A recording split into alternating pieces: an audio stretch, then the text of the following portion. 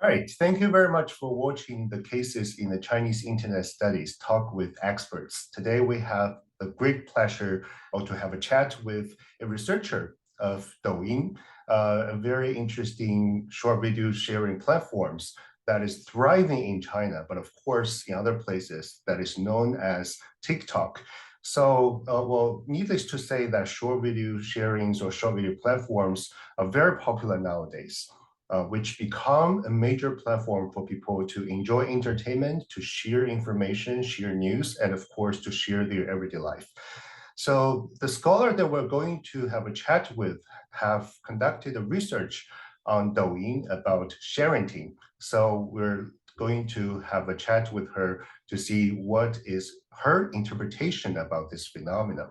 So Dr. Jiang Xinxin is currently an associate professor from the School of Foreign Languages at the Southern Western University of Finance and Economics from Chengdu, China.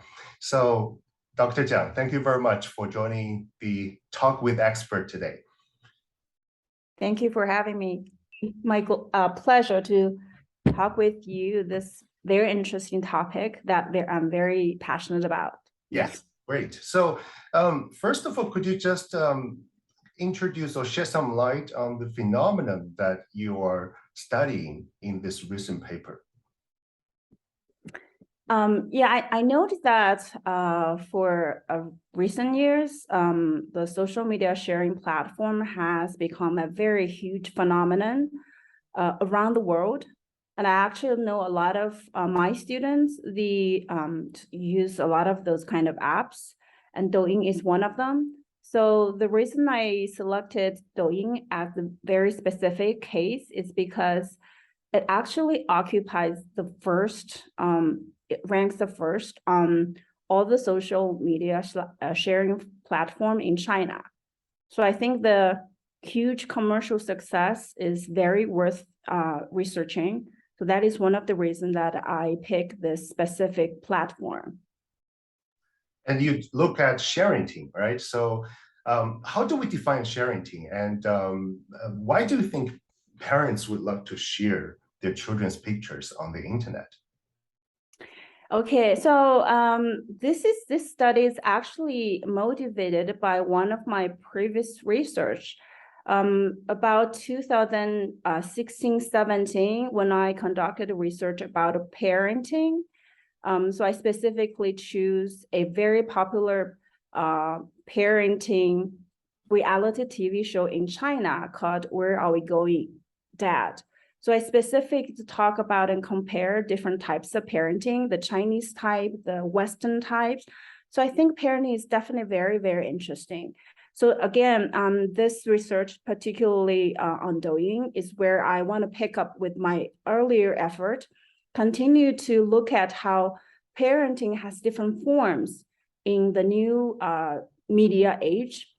And also when I started to look at this, I find that sharenting becomes very popular term in the Western academia when a lot of Western researchers have been paying attention to how parents, especially young parents who grow up actually in the age of media, like to share their little kids from baby to when the kids become older.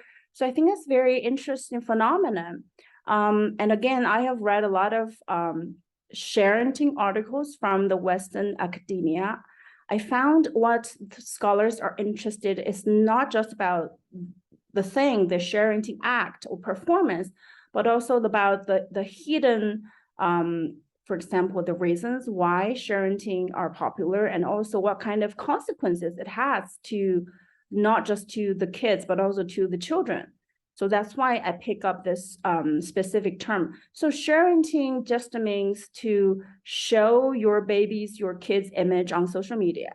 Mm-hmm. And I think that's a very, very popular phenomenon in China. And unfortunately, I did not find much relevant research about this term. In Chinese, we sometimes have the term 晒娃. Mm-hmm. I think there are a little bit difference between the two terms, sharenting and 晒娃. But again, I think basically they're trying to describe how young parents are willing to share how they raise their kids on social media to the public. That is exactly where I want to discuss with this specific topic in China. There are definitely multi-layers in Sharenting. I mean, not only just showing off for kids to, gain the feeling of pride, but also seeking social support or kinds of social approval from, their social networks, right? Yeah, I think one of the the findings from the Western scholar is to show how parents are showing their kids not just to get support from their own community, but also trying to find their own community, like their own identity. So they're trying to show their kids on social media to construct a specific identity. And in that way, they not only build up the connection with their own family. So for example, some of the Western scholars have find that young parents only show their kids' image to their related parents or family members or the bigger, family ties. But also there are a lot of young parents would like to show their kids just to, the public, to those who they don't know. So again, I think there are a lot of things we can do about this research. Yeah, and yeah, of course. Yeah, because in the Chinese context, we're looking at the internet communication or any other kinds of communication in the Chinese context, we may find that the papers published in the Western world may not be applicable for understanding what is happening in China nowadays, because we have very distinctive cultural and social patterns that are shaping the way that we communicate, and of course, Sharenting. So in your Yeah, so in your paper, you look at Sharenting of the mixed blood children, or in Chinese, 混血儿. So why were you interested in this phenomenon, and specifically in the case of mixed blood children? Okay, so again, this is a continued effort to my earlier paper that I published. In that paper, I specifically discussed there are two different groups of kids, like the Chinese kids and the mixed blood kids. So in that paper, I find that, people from interracial families, the kids from interracial families, which we call 混血儿, are actually turn to be easygoing, tend to be very kind, very considerate compared to their Chinese counterpart. So again, I want to focus on the specific group and trying to look at if 混血儿, this group of cohort, are indeed different from the pure Chinese kids. And also we know in China we have this popular saying, 混血儿 are more beautiful, more intelligent, but this is just assumption. So I want to find out how exactly. But earlier we do not have much access to the sort of data, but because of the social media, we're now, for example, at least I have more access to more of social media performance of this mixed blood kids. So that's why I think it's very interesting. But I would also like to, work on another project, solely discuss about, how Sharenting Chinese kids would be, would have some unique features compared to the Western researchers' finding. So definitely, well, those people's everyday sharing of their life on the social media platform, and also the very affordable and easy to use features of the social media platforms make our researchers to have easy access to, those activities very interesting. Yes, exactly. And also, I guess this is one of my personal interests. I watch some of their, I use Douyin, not just for a hobby, but also for academic reason. I do feel like the 混血儿, this accounts or their performance are sort of more interesting because they're indeed different from the pure Chinese kids. So that's why I want to find out what interests me the most, what exactly have been they have a lot of followers and likes. What are the exact reasons that is just happening? Yeah. So in terms of methods, in terms of data collections, how did you collect your data? And what are your major findings? Could you give us some very interesting examples that you found from your data? Okay. So when I started about doing this research, I was also, first of all, confused about, or I wasn't very confident about what kind of method I should use. I know a lot of social media scholars are trying to use like quantitative method, trying to collect the data and trying to analyze the numbers. But again, for me, I am a critical scholar and I sometimes use critical method and sometimes use qualitative.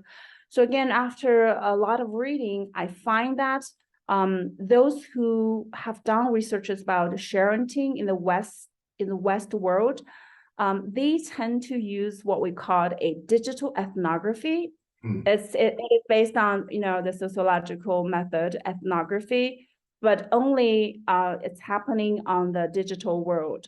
So again, I follow this scholar, was trying to engage with this kind of new method. It's also very new for me. What I did is I have been engaging in using Douyin social media, the platform, for a fairly long time. So in the past, I collected data from a 2-year-long participated observation from January 2020 to December 2021. I would engage, use Douyin at least 1 hour every day, and I would specifically look into the 混学 accounts and trying to, do some notes and trying to have some screen, trying to look at how followers comments. So I was trying to do all this ethnography. And sometimes I even interact with them. I left some comments, some replied, and some didn't. So I was trying to just use this sort of the new sociological ethnography as a method.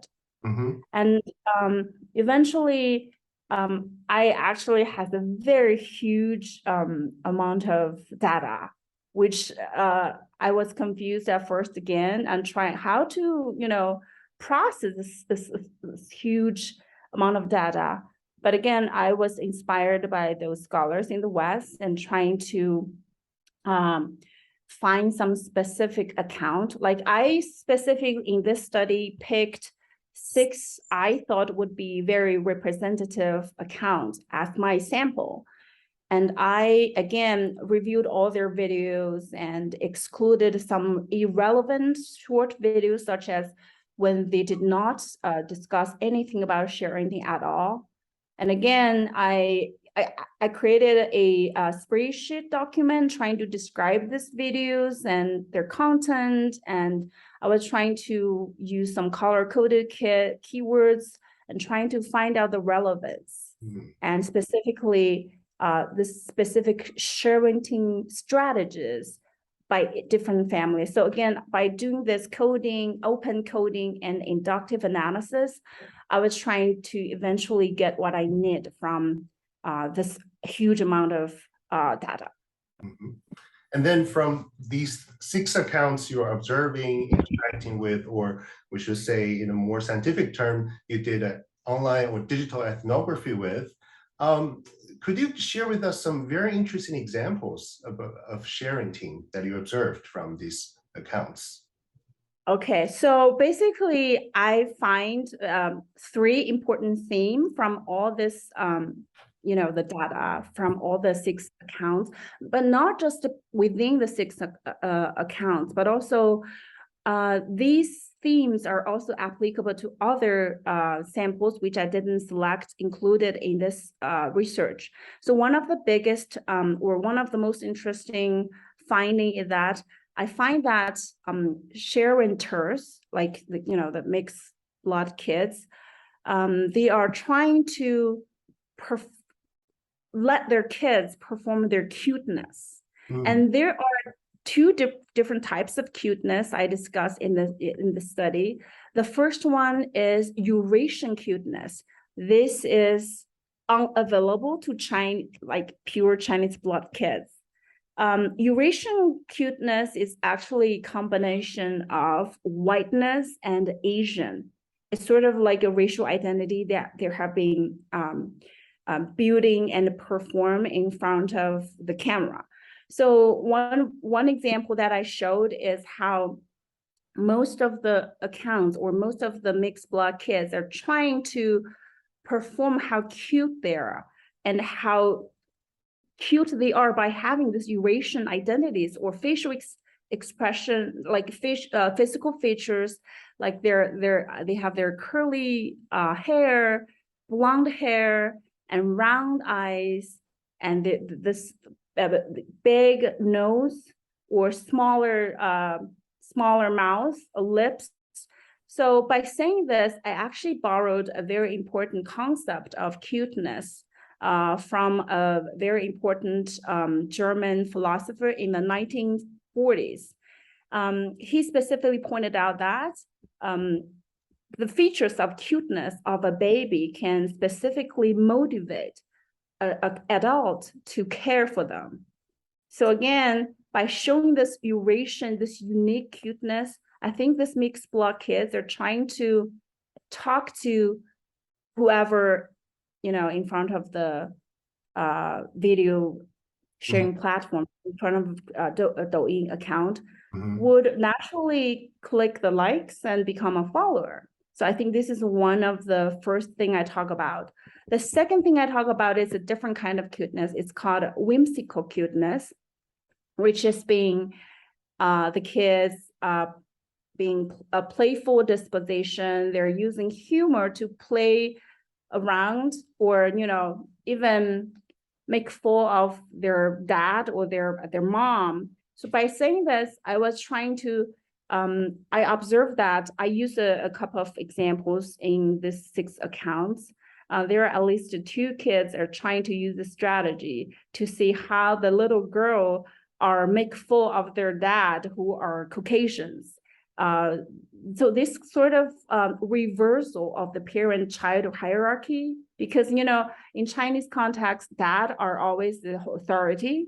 But in these videos, the kids become the queen, or, they're trying to make around, fall around their dads. So this is a very different thing I happen to notice.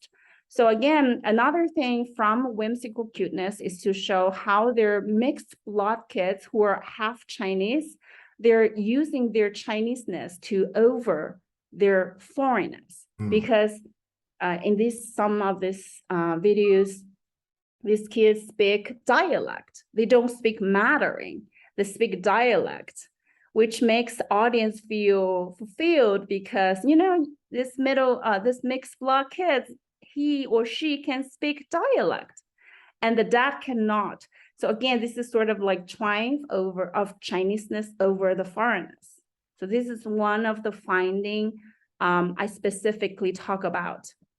The second one I talk about is how these kids, or at least their father or their parents, are using these kids to perform Chineseness or patriotism. So in a lot of these videos, we as audience can see that these kids specifically, or I would say they're consciousness of being a real Chinese. So in a lot of videos, they have this typical topic talking about like, who are you? The kids would reply that I am Chinese.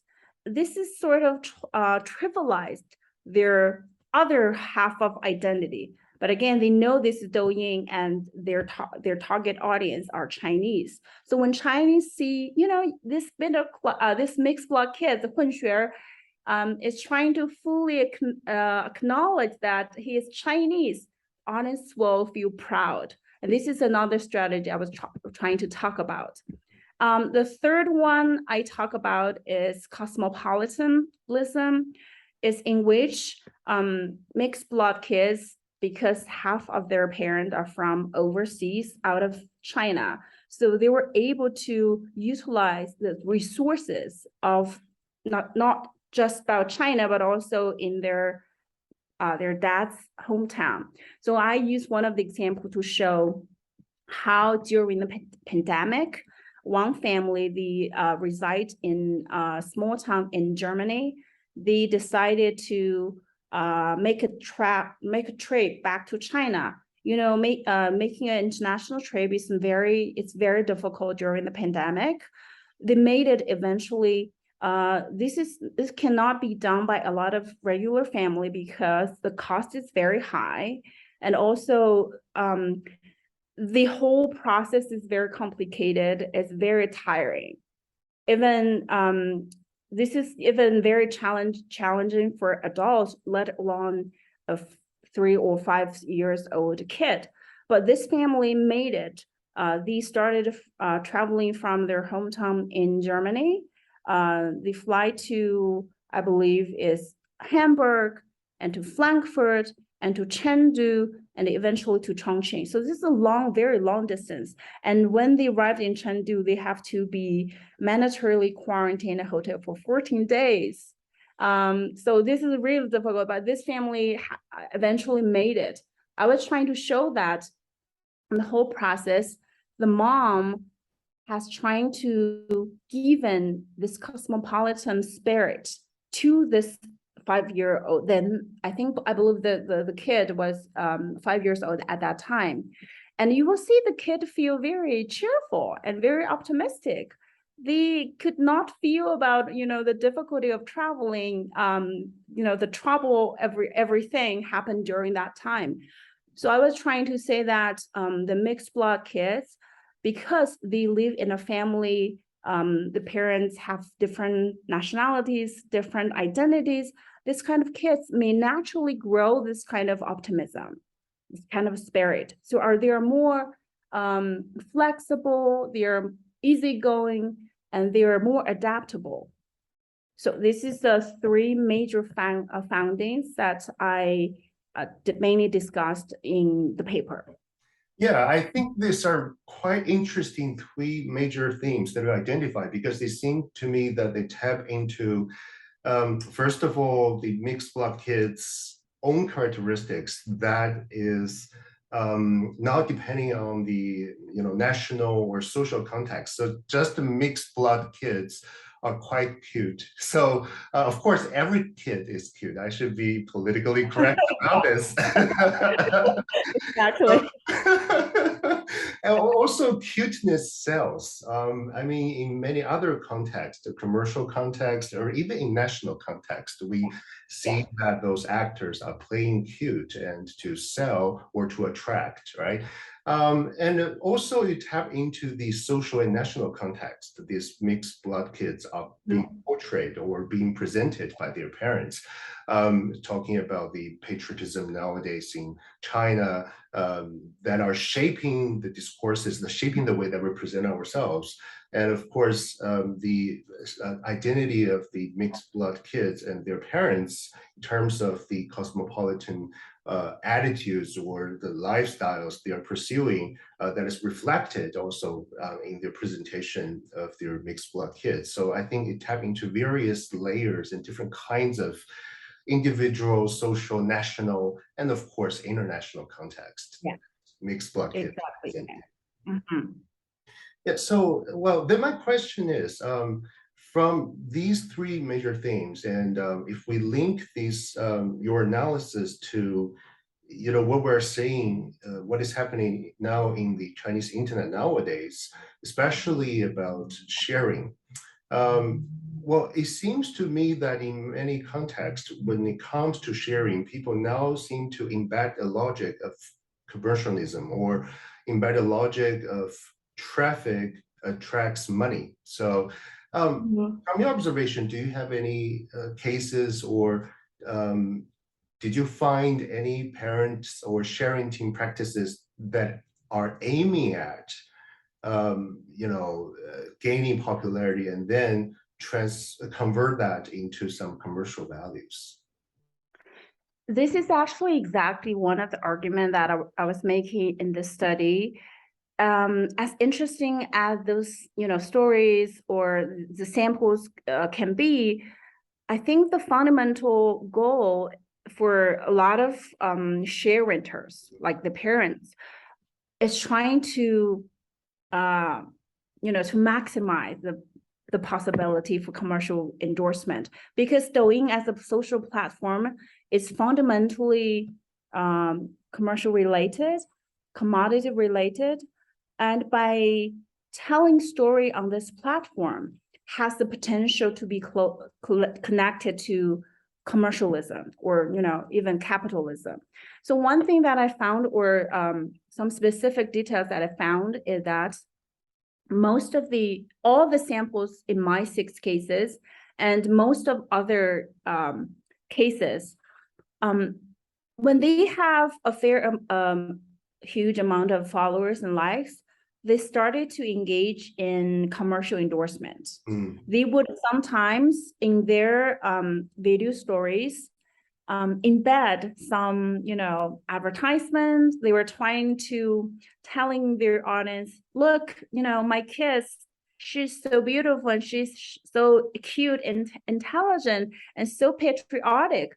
And this is exactly what she is being eating with, playing with. So there are a lot of I would say embedded advertisement related to children's needs, such as food, such as toys, such as children's furniture. So I would say these specific strategy, you will see they have been highly selective. They did not choose other advertisement. They solely pick the products related to children's need. So again, this is one of the observation. Eventually, I would say the framing and the manipulation of 混血儿 on Douyin is just a business practice. And also another thing, or another evidence that I found is, again, when this account has a certain amount of followers and likes, on their front page, they would have the specific line said, if you need to contact me or contact which number if you need some business opportunity. So again, I definitely think this is a link of how they're using their creative performance in the process of sharenting to the commercial endorsement. So I think it's related to many other, social practices nowadays we see on the Chinese internet that, well, I'm not sure if you will agree with this statement that eventually the traffic people gain, or the data, or the datanization, if we use the term from the fandom, that fans or people create for someone, an organization or individual, will have to turn into some business value, or to be converted for some commercial endorsement, as if I use your term. Would you say that is the case nowadays? I would say 90% or 95% of these stories on Douyin or other social sharing platform will eventually be connected to commercialism. Because again, this sort of platform is eventually commercialized. But there are still some percentage of the story. I think I read one of the papers discussing how the Douyin become a platform to send 正能量, the positive energy. So I would say there are still some other possibility, maybe not necessarily related to commercialism or commercial endorsement, but the predominant accounts or stories created by those accounts are, I think, the intend to create the commercial possibility. But there are also some other accounts, such as, there are some news agencies, the national news agencies, or there are accounts created by the officials, such as, the official organization. I would think maybe their goal may not necessarily be commercial related because they want to publicize or even to send out the propaganda or that sort of thing. But eventually for personal accounts or personal creators, I would think their major reason or the fundamental goal is to, bring more profit or benefit. So in the broader sense, what are the implications of this commercialized self or the tendency of commercializing oneself on the internet? So what we lose from this commercializing self practices? I would think it's a sort of personal performance become increasingly objectified and commercialized because we are living in a commercialized world, a capitalist world, even though, in China, we claim to be the socialism with Chinese characteristics, that Chinese characteristics would be this sort of capitalism. So there is fundamentally a capitalism or capitalistic logic governing our life. So whenever you go buy a thing from online or you watch something there, for example, when I watch some entertainment show on the internet, there would always be product endorsement. So again, I feel like in the contemporary era, everybody living, not just in China, but all around the world, we are surrounded by this capitalism. And that's why eventually I think this platform would become an important place for people to find ways, creative ways to look for benefit. Not necessarily economic benefit, but I would say economic benefit would occupy the most, among other goals when people are doing with Douyin. And we also are seeing that those platforms are also moving towards this providing assistance for commercializing self for the users, because the features that they provide, for instance, by adopting algorithm for people to the users to help them to gain popularity and also to provide a platform for easy transactions. So that is, I think, is not only the case for China, but also for other places, for other platforms developed in the Western world, right? So, well, we seem to tap into a kind of common characteristics of platforms and also the social practices we have or individual practices we have on the internet nowadays. But speaking of the distinctive features of the Chinese internet, so if you compare with what you have observed and experienced in the Western world and what you have see and experienced in the Chinese internet, what would you see are the distinctive features of the Chinese internet and the communication on the internet nowadays?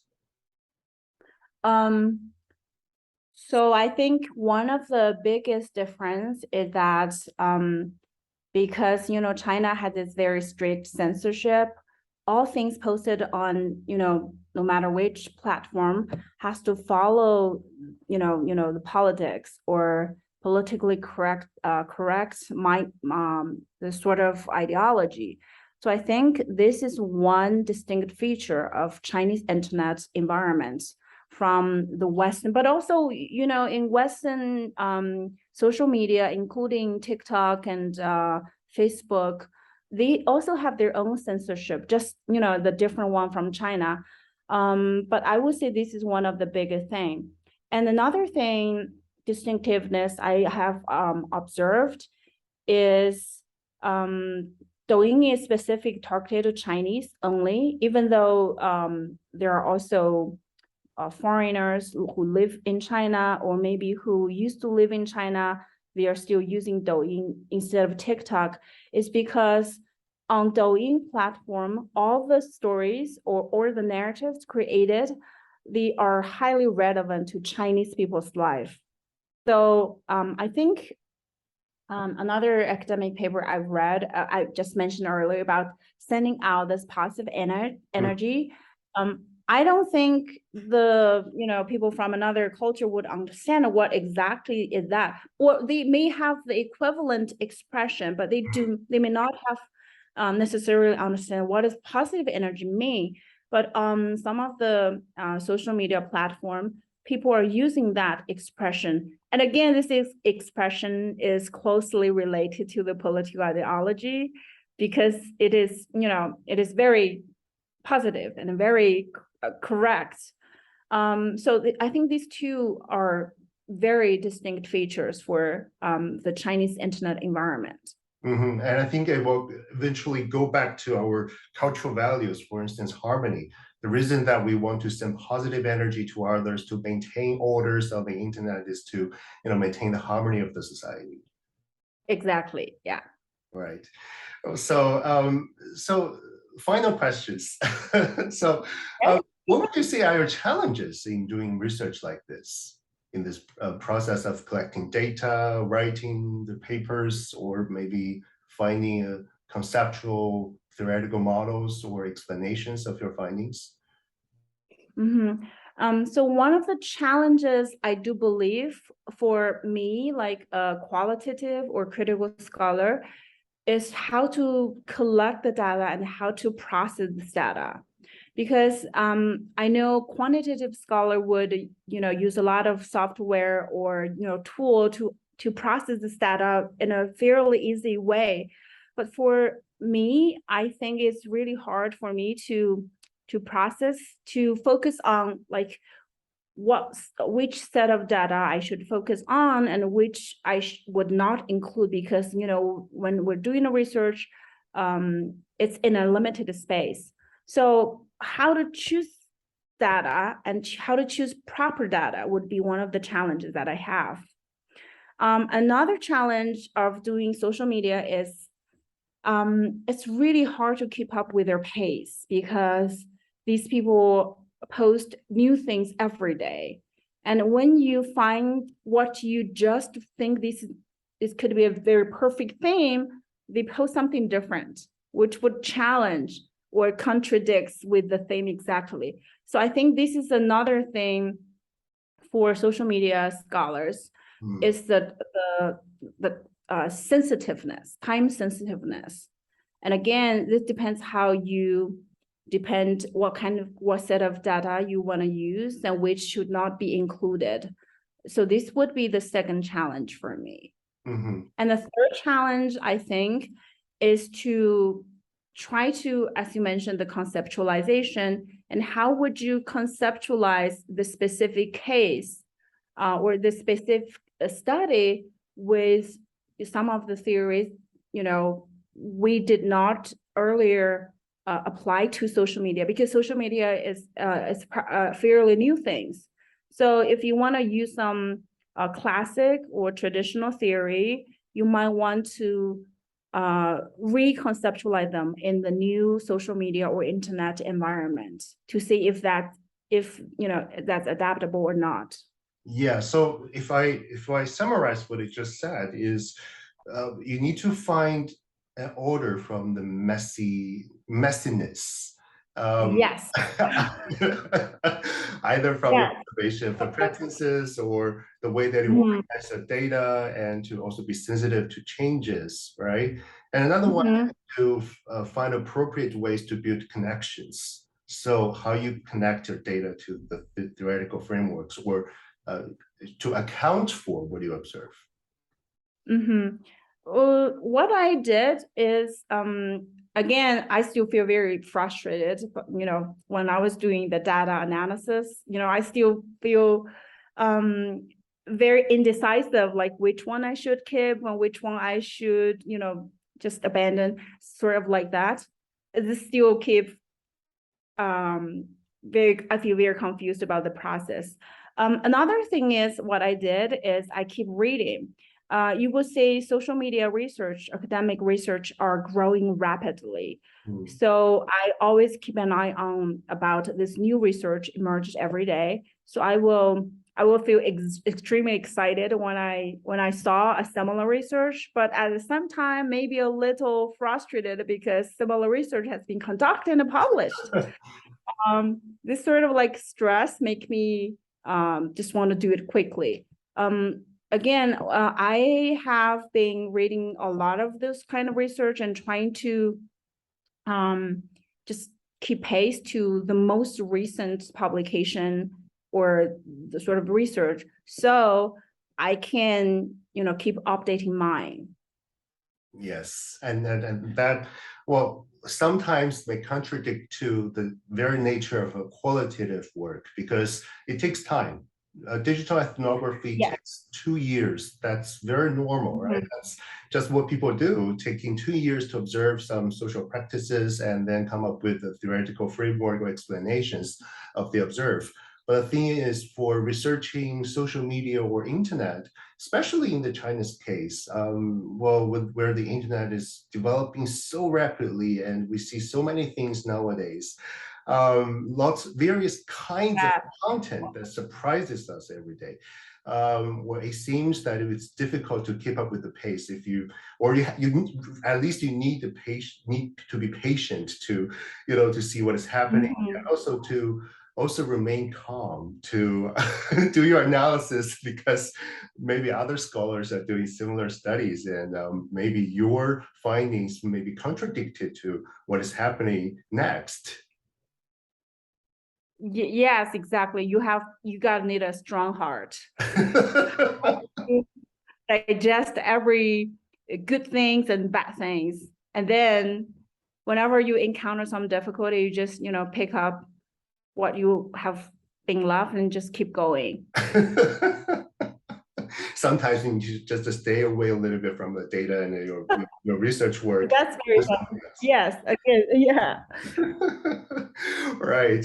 So then the very last question is, what are your suggestions for those who are interested in studying the Chinese internet? I mean, especially if we talk about it in terms of your research paradigm, critical studies, cultural studies. What are your suggestions to students or anyone who are interested in or begin to study the Chinese internet?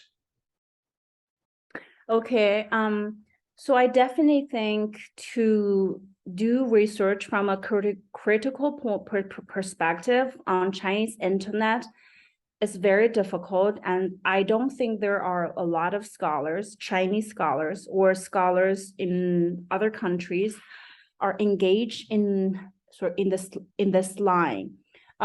So for me, I really think it is my interest and it is my passion to makes me stay still in this line. So I would say if you're interested in, just follow what you're really interested. Just follow your heart. And by saying that, it means you have to be prepared to all the difficulties, all these frustrations, all this, the hard times you're gonna experience. Again, I think it's very exciting is because just not many scholars are doing this. It would be my opportunity or my chance to engage in this. If I successfully finished or find something very interesting, that's going to be very interesting, not just in Chinese environment, but also in the global academia. So I would definitely think me being a Chinese scholar doing what's happening in China, what's going on Chinese internet, would definitely make a contribution to the global academic situation. And again, for someone who has been trained in the US and now returned to China, I do think this is very beneficial for me to observe the things in different perspectives. And for whoever can or are able to use English or the second language to write and to publish, that is really something. So if you are interested in this line, in this sort of topic, you should just keep going. Yeah, and of course, keep reading, and because you have to immerse yourself to the existing explanations of the phenomenon we have, and also be sensitive to the changes, because, well, what you read might just contradict to what you see and experience, right? Exactly. I want to add one more thing is sometimes when you read from Western scholars, you found this is really brilliant and this is really exciting.